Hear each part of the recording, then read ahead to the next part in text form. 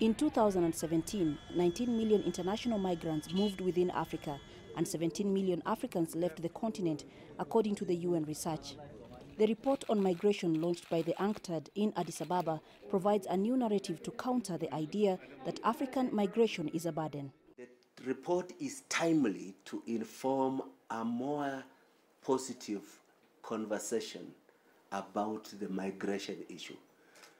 After a time when the stories have been dominated by involuntary migration, human trafficking, the tragedies of the Mediterranean, it is useful to bring them to the sense that there is a more positive narrative possible, and there are sustainable models of migration. The report suggests that intra-African migration contributes to development, with 85% of migrants' earnings remaining in their host countries and the rest being sent home.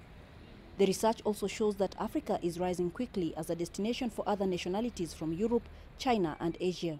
Although our statistics are not complete, we estimate that in 2017, 5.5 million people came into Africa to fill some of these skills gaps that we're seeing in Africa.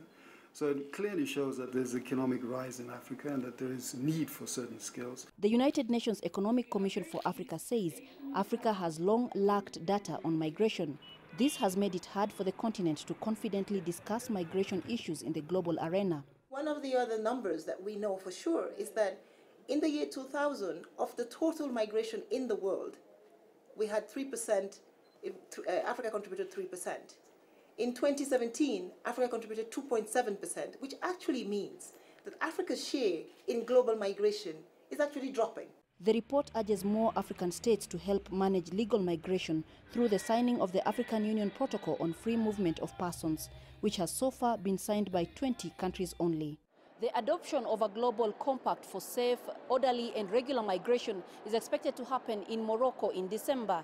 As Africa moves to the negotiations expected to be completed in July, it will use the facts in this report to move with one voice that African migrants are not a burden.